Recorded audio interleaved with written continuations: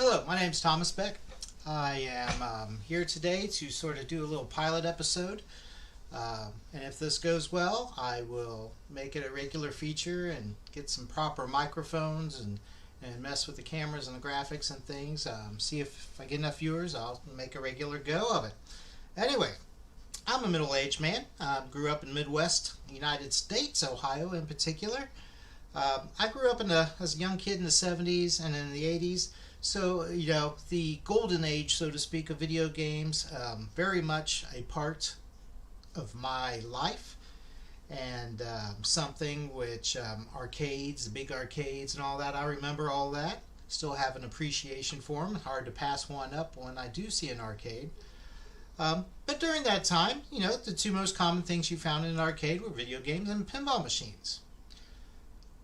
I love the pinball machines. Still do. In fact, I'll take a good, well-maintained pinball machine and throw some quarters into that before I will a video game. I just have always leaned towards it. There's just something about pinball. You can shake it a little bit. I've just always really enjoyed pinball games. Now, that being said, you know, if you want a pinball machine of your own at home, A, they can cost a good chunk of change, or B, they can be difficult to maintain. I have neither of those things. I neither have the skill to properly maintain a pinball machine on my own, so I would have to, you know, haul it around or have somebody come and fix it at home. And nor do I have a lot of money slapped down on pinball machines. So I found VPX. What's VPX? It's Visual Pinball 10. It's basically video pinball.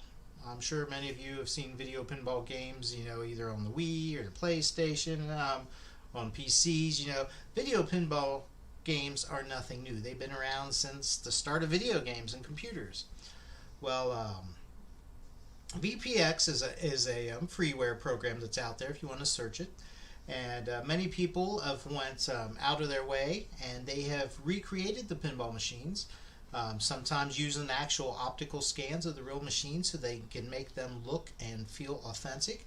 Many of them actually use the ROMs that the solid-state pinball machines use, so you have the same rule sets and the same gameplay as you would on a real machine.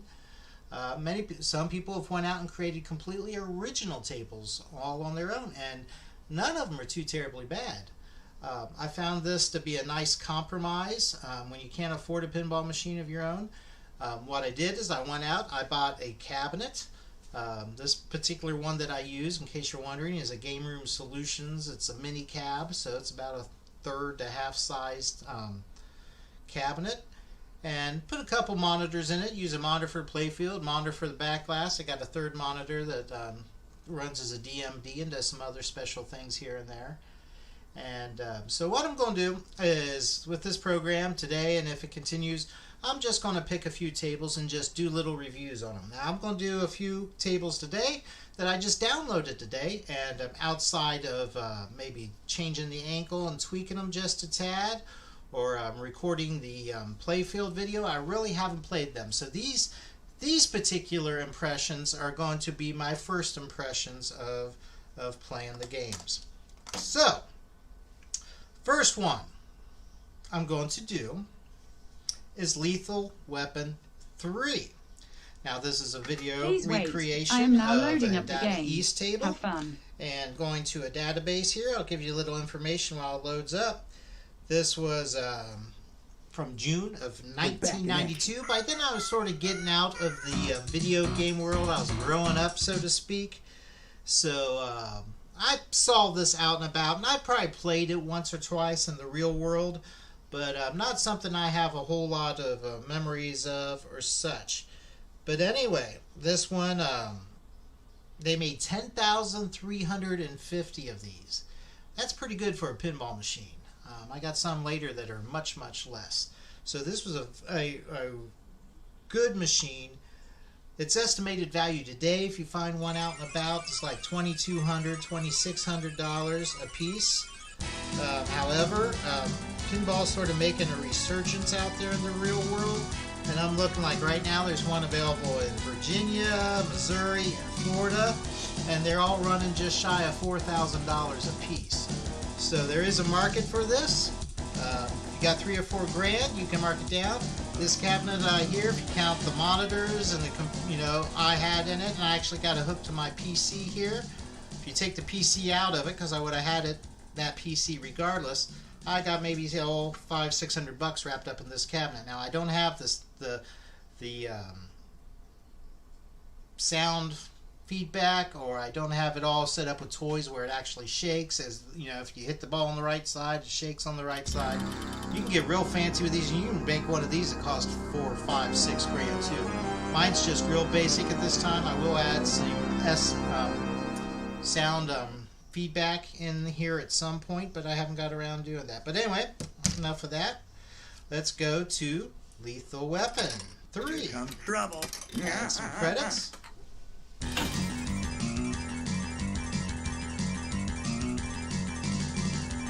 This particular one just recently came out. A group of people, video workshop people, put this together, and they did a good job. Now, you got this table here. They also have the added feature you can change your lighting around, which is nice. Sort of find the lighting you like best. And we'll go with that one today. This one used to launch.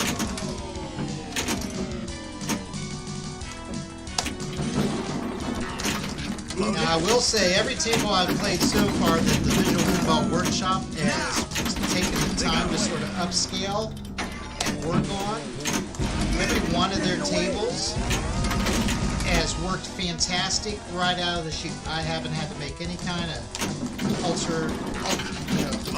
any kind of changes to it. Alterations. Like I said, I might adjust the angle of the machine a little bit, give it a little more of a 3D look and get one I like. But outside that, I've done nothing to it. This one's got great sounds. So you've got the ROM in here running.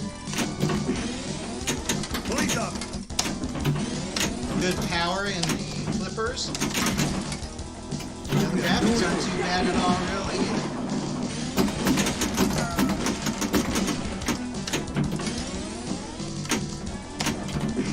Leo, get it.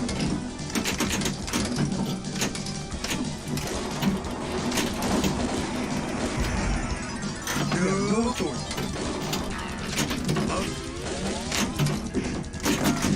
Now! They got away. Oh, I tell you. I am by no means a pinball wizard. I'm just Joe Schmo likes pinball machines, alright? I am not perfect, don't try to be perfect. I play it for the fun.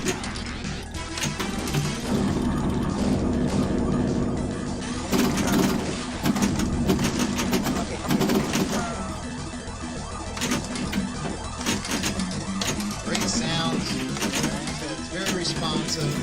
It feels very natural. It feels like a pinball machine.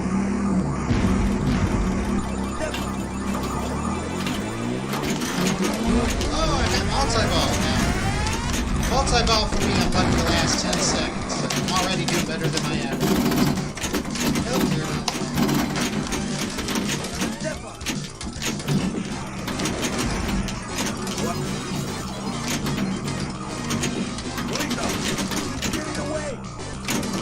You have no authority. I got it.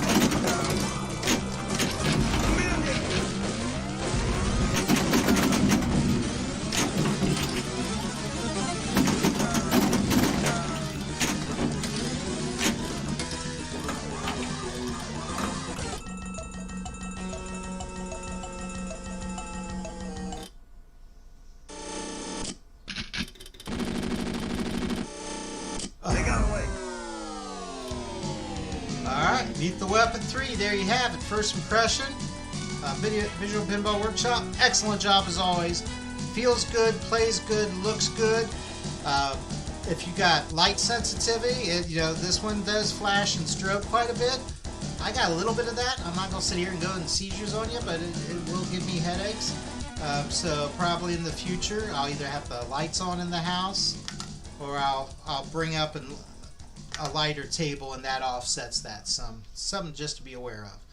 But my first impression of this is great job. I love it. Good pinball table. I'm not a huge Data East guy. Data East eventually turned into Stern, and I really like Stern.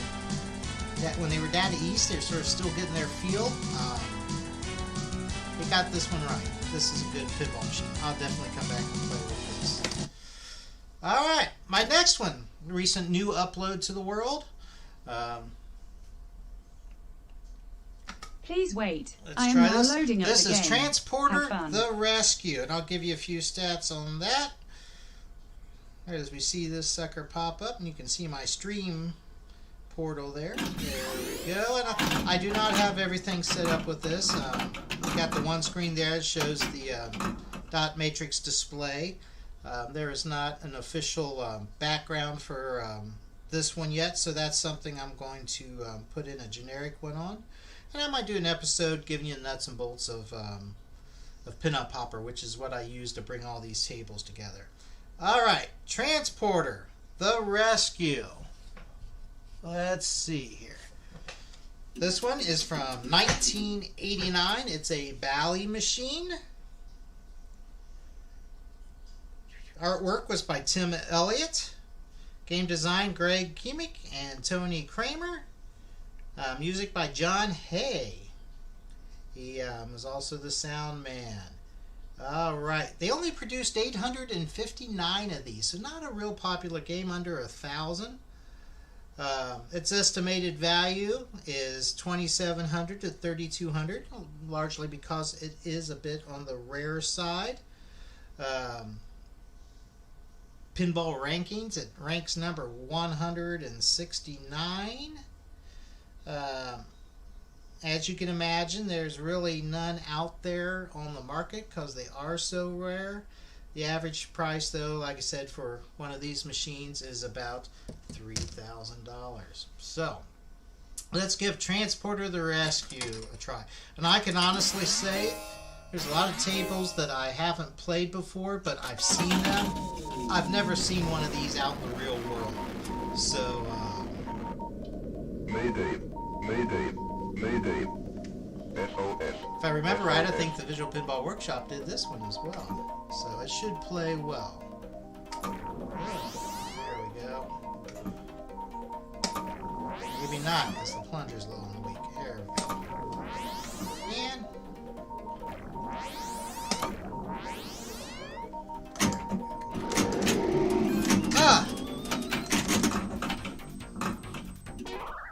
And this one's got a little stopper in the center of the center drain. Good to know.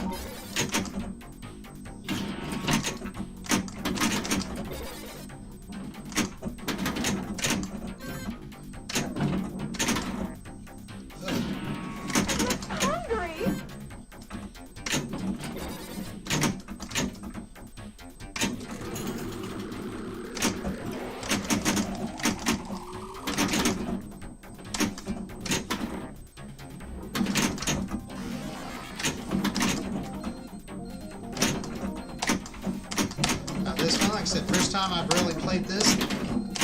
Go to Transporter. Move it. This is where having the actuators and accelerators and things there, we can actually shake a table like a real one. When you got those little center lane bumpers, that's an area where that feature is nice. There is a nudge. You can program these. There is a digital nudge sort of built into this, and I don't use it. The ball reacts appropriately like you're nudging, but visually it just shakes them from side to side, and I just think it looks hokey. Somebody ever makes up a good nudge that doesn't visually look so hokey, I would definitely return it to the table. I'm not a big nudger anyway when I play real machine. Definitely side to side, I seldom do that. I do tend to push it forward and back a little bit.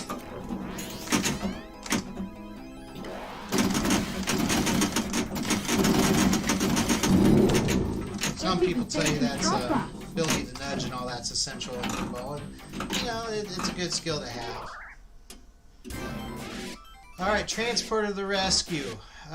First impressions, you know, like I said, I downloaded because it's free. The games themselves don't cost anything. I can see why they only made about 800 of these.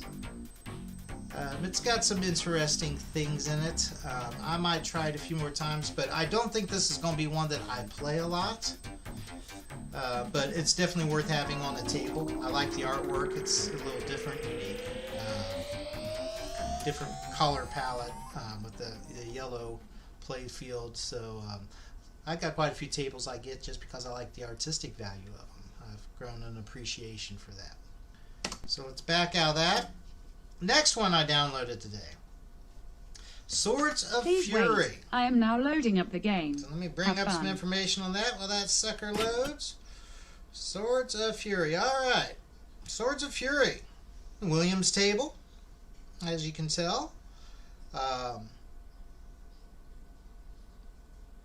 we go. This dates back to 1988. Now, this is an older made table, and this is a good example. Like, you know, the last two I saw were relatively new remakes. This playfield, this design is a little older, and it looks great. But, you know, the flippers, and there's elements that are a little more video game-ish or cartoonish. And that's fine. I mean, it still plays well. But newer tables have a lot more realistic look, you know, and a feel to them. So... But again, I downloaded this. I like the collars and the table itself. Got decent reviews. A little information on this one.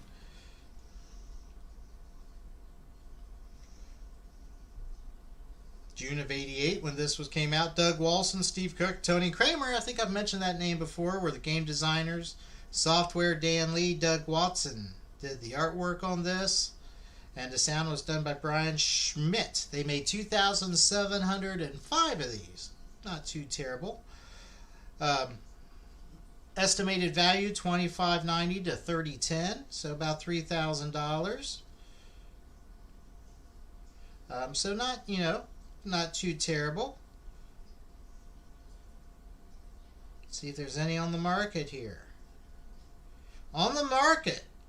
Here we go. There's one available for sale in New Jersey. They're asking $3,500. There's one also available out in California on the West Coast. $3,200. So that's where that goes. So let's give Swords of Fury a try. This is late, like I said, late 80s tables. My favorite pinball machine of all time is Firepower, which is early 80s. It's really amazing. You look at one of the early tables, and then you look at the 2016 tables. Wow, pinball's come a long way. Challenge me! All right, like I said, this one, you know, all I've done is change the angle a little bit. Sometimes, you know, the inclination and things are a little off, and or the plunger needs a little extra boost. Those are things I go back and play with after I've played a few games. This one's weird. I've never seen this one in the real world either, so I have no idea what I am doing. This one has multiple flippers. It's got a flipper up top. It's on the left flipper, and then it's got a right flipper up at the very top, small one. That is weird. And since that one is on, even though it's a right flipper, but it's on the left side of the playfield, I'm going to be hitting the wrong flipper button for that. I guarantee you that.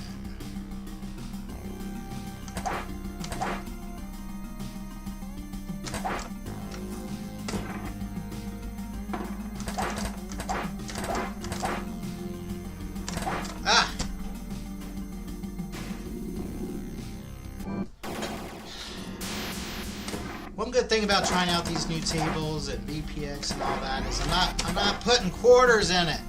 So if I have a game like this, I just gotta hit start again.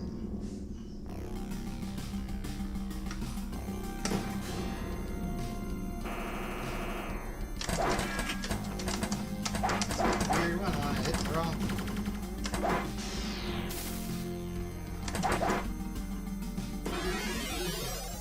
for the tunnel. I like the sound on this board. It's got good sound. That's a unique function. Lion Man defeats the Balrog.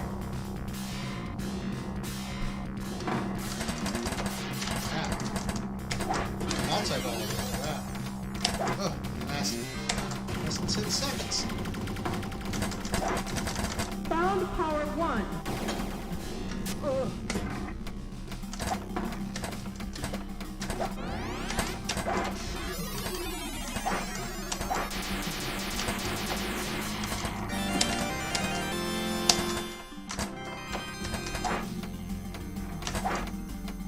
Wow.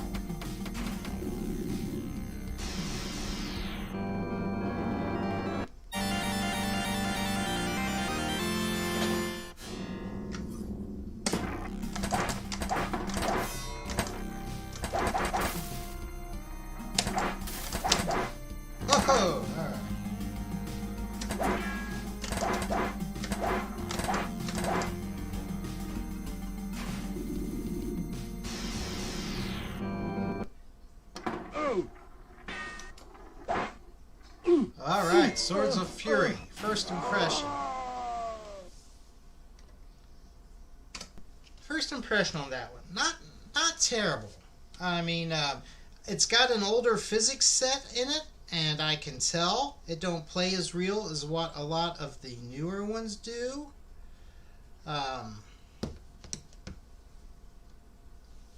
Graphics a little older, a little more cartoonish. But the table itself, it's very unique. It's got the little U-turn thing down at the bottom. It's got 2 extra flippers. They're both on the left side. The one you think you'd press the left flipper, you got to do the right and vice versa. So that adds some difficulty to this table. This one is very unique. I don't know if I like it or not, but I'll definitely try it some more. And worth adding to the collection because of its uniqueness. Very interesting. That one's weird. Transporter one I didn't care for. This one I'm just left a little like, Whoops. Didn't want to do that.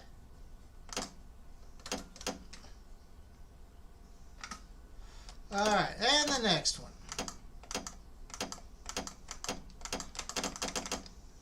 I'm using, like I said, I'm using Pinup Popper. This gives you an idea of some of those that are out there. These are my most recently played ones. Let's see. I don't think I want to once on here, so I'm going to have to go back. Let's go into Pinball X. Alright. This next table I've had on here for a while, and I've played it a bit, but there was the Video Workshop just redid this one, so I went ahead and updated it. So I have not played the update at all yet. This one is called Taxi, which I'm sure anybody out there likes pinball, you've seen this one out and about. So this was a very popular machine, especially in my part of the world. I found them all over the place for a very, very, very, very, very, very long time.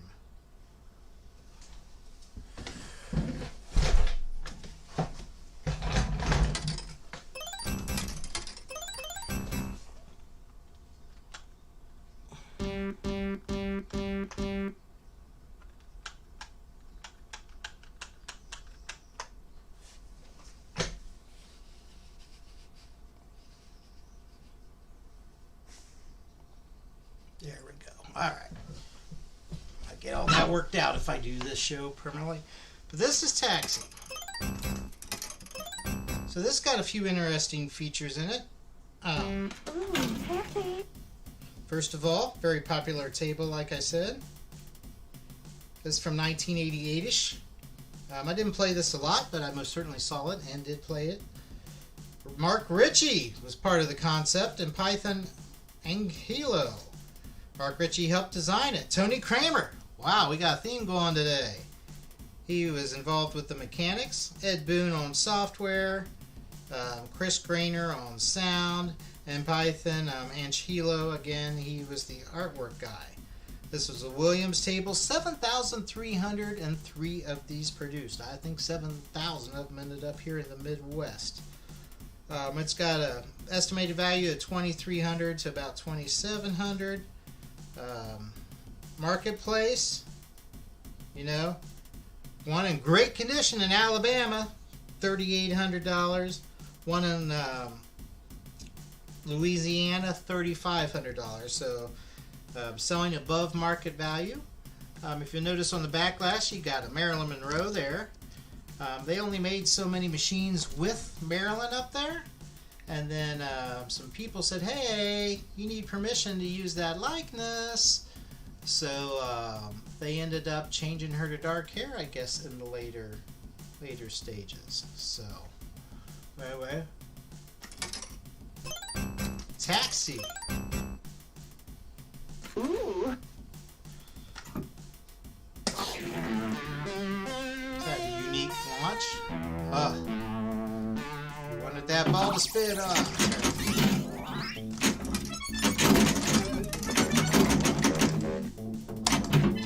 Video Workshop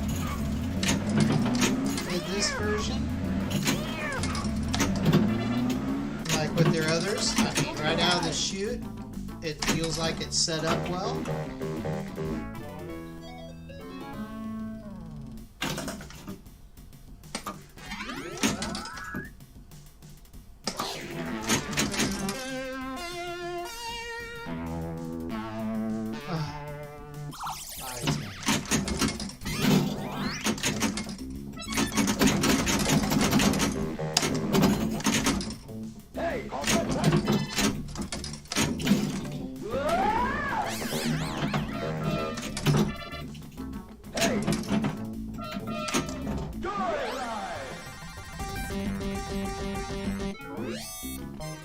Playing great, feels good.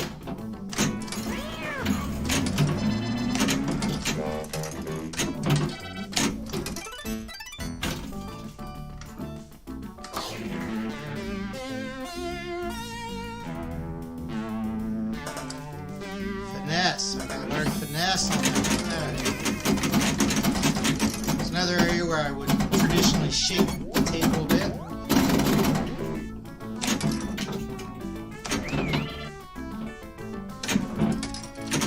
Rig the tables to, you know, do a good job of, you know, with the feedback and the shaking and all that.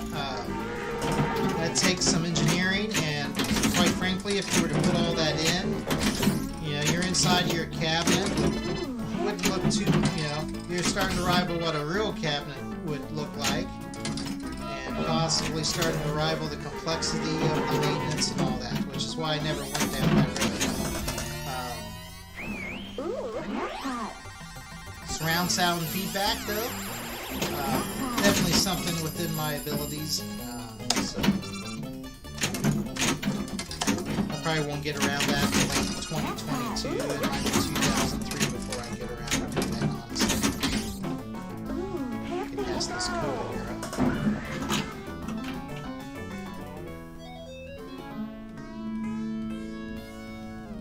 Bill Gorby.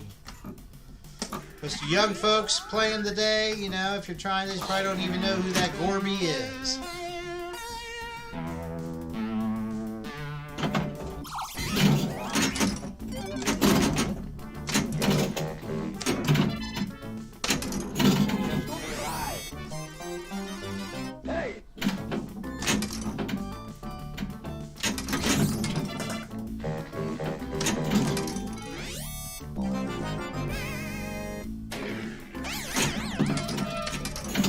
Not a big fan of that taxi voice.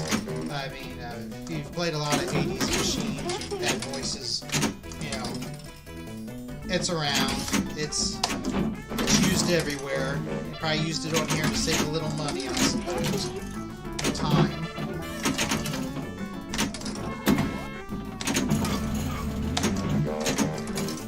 I tell you, I mean, this feels, the graphics, the targets are moving. Hey, this Pinball Workshop guys, they know what they're doing.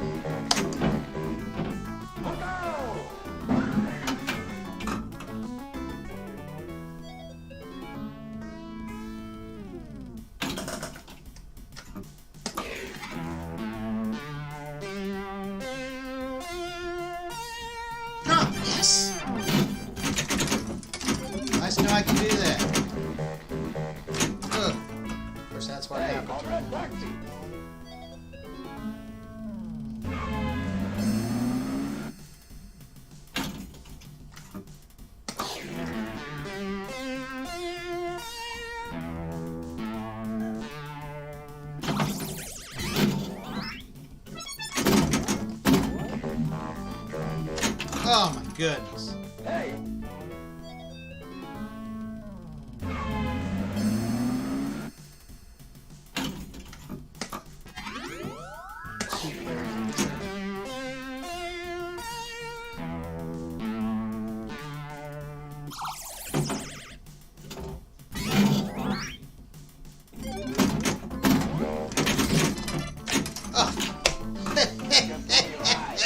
Oh, I'd be so mad if I'd pop 50 cents in for that game. Oh my goodness.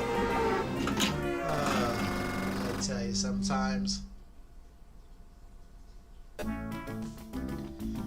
Anyway, that's Taxi, the latest release. Looks good on my screens, plays very well. Great job by the workshop folks.